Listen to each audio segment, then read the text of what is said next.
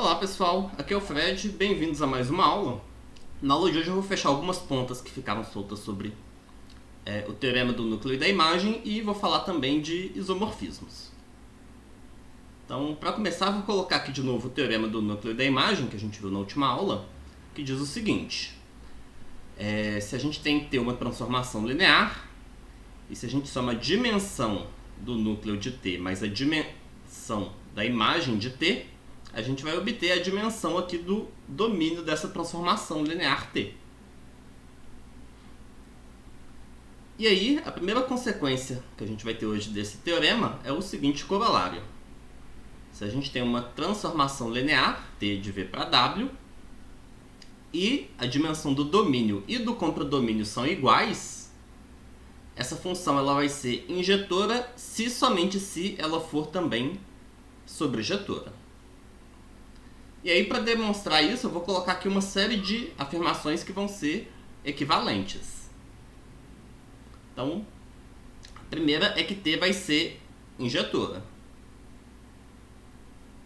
Então, a transformação ela vai ser injetora, vai ser equivalente, como a gente viu na aula passada, ao núcleo da transformação ser só o vetor nulo, e, portanto, a dimensão do núcleo ser zero.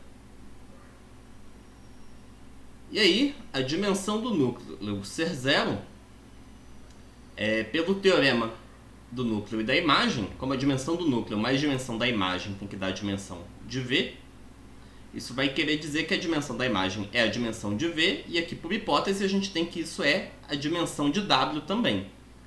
Então, isso vai ser equivalente à dimensão da imagem ser igual à dimensão de W.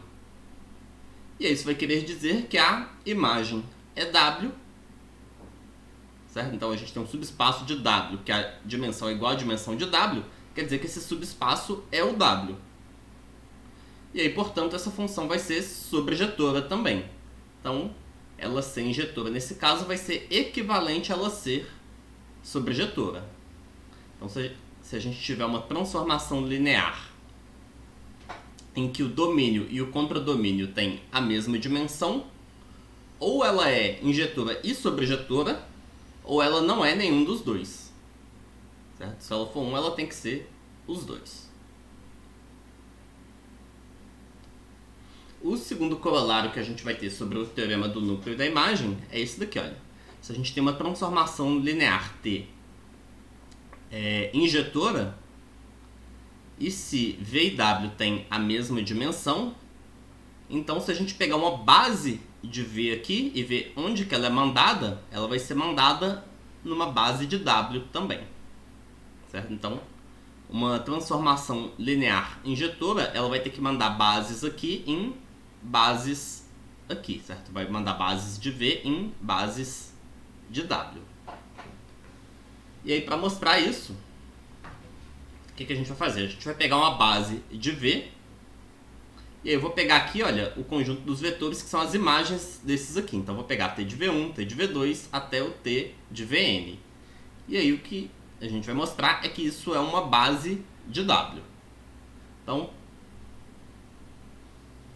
a primeira coisa que a gente vai fazer é mostrar que esse conjunto aqui ele vai ser Li. Então vamos mostrar que esse conjunto é Li. Como é que a gente vai fazer isso?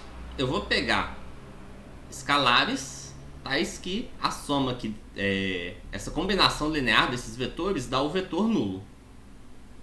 Ok? Então eu vou pegar uma combinação linear aqui que dá o vetor nulo, e aí para mostrar que é Li, eu vou ter que mostrar que o único jeito disso acontecer é se todos esses escalares aqui, A1, A2 até a N, forem zero. Então o que acontece? Pelas propriedades de transformação linear, eu posso jogar esses escalares aqui para dentro, e aí a soma dos t's aqui vai ser T da soma. Então isso daqui vai virar T de A1V1 mais A2V2 até a N Vn. E aí a transformação vai levar isso aqui no vetor nulo. Mas aí a nossa transformação linear T era injetora, pela hipótese aqui do corolário. E aí, se essa transformação T é injetora, o único vetor que ela pode mandar no vetor nulo é o vetor nulo. Então a gente conclui que isso que está aqui dentro do parênteses vai ser o vetor nulo de V. Então, essa combinação linear aqui tem que dar o vetor nulo de V. E como esses vetores eles eram uma base de V, certo? Eles são LI. E aí, a única combinação linear deles que pode dar o vetor nulo é a combinação trivial. É se todos eles forem zero. Então, para essa combinação aqui dar o vetor nulo, todos os coeficientes têm que ser zeros. E aí, então, esse conjunto aqui, ele é LI. Agora eu vou mostrar que eles vão ser uma base de W. Então, esse conjunto aqui, esses vetores T de V1, T de V2 até T de Vn, eles são N vetores, que a gente já mostrou que são LI. Eles estão no subespaço W, que tem dimensão N. Então, a gente tem N vetores LI num espaço de dimensão N, eles têm que formar uma base desse espaço. Então, isso termina a demonstração. Então, isso mostra, deixa eu voltar lá no enunciado do corolário. Então, isso mostra isso daqui. Se a gente tem uma transformação linear que é injetora, e o domínio contra domínio, e se o domínio contra domínio tem a mesma dimensão, então essa transformação vai levar bases aqui em bases aqui. Certo? Vai levar bases de V em bases de W. Ok, eu vou definir agora o que é um isomorfismo. Então, se a gente tem uma transformação linear que é injetora e sobrejetora, a gente diz que ela é um isomorfismo.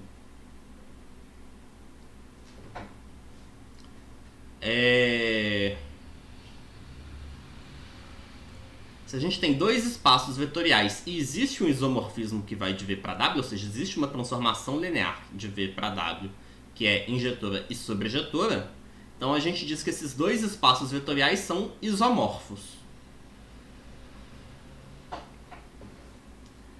E uma propriedade interessante que vai ter dos isomorfismos é essa daqui, olha. Se a gente tem um isomorfismo de V para W, então a gente vai ter aqui essa transformação linear, ela é injetora e sobrejetora. Então ela vai ser uma...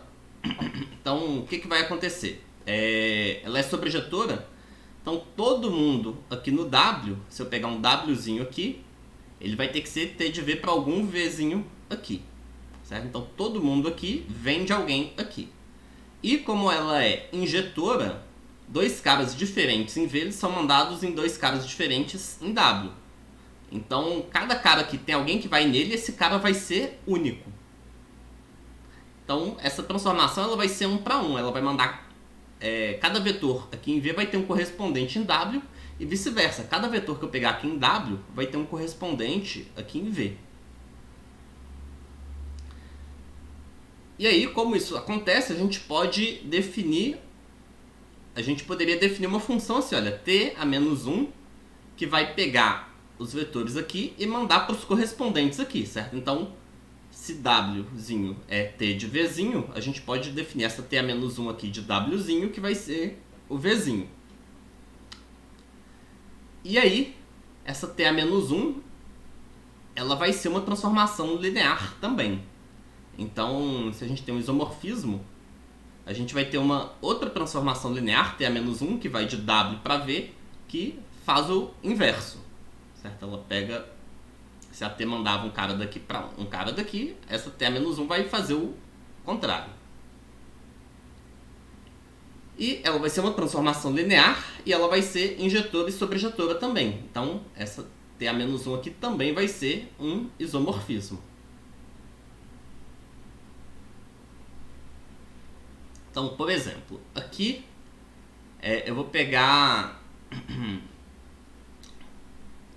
essa T aqui que vai de R3 para P2, então pega os vetores aqui do espaço e está mandando nos polinômios de grau no máximo 2, que manda o vetor A, B, C no polinômio AX2 mais BX mais C. Então, essa transformação aqui ela vai ser injetora e sobrejetora. Se eu pegar dois vetores diferentes aqui, claramente eles vão ser mandados em dois polinômios aqui diferentes.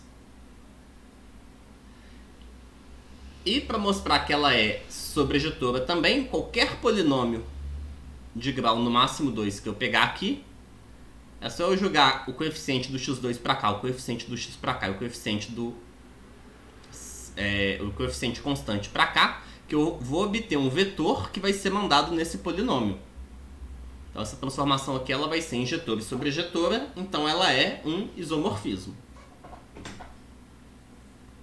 E o isomorfismo inverso vai ser esse daqui, olha, vai mandar o polinômio ax2 mais bx mais c no vetor aqui de R3, ABC. Então isso daqui também dá pra gente verificar que é uma transformação linear, que vai ser sobrejetiva e injetiva também. Certo? Então esse aqui vai ser o isomorfismo inverso.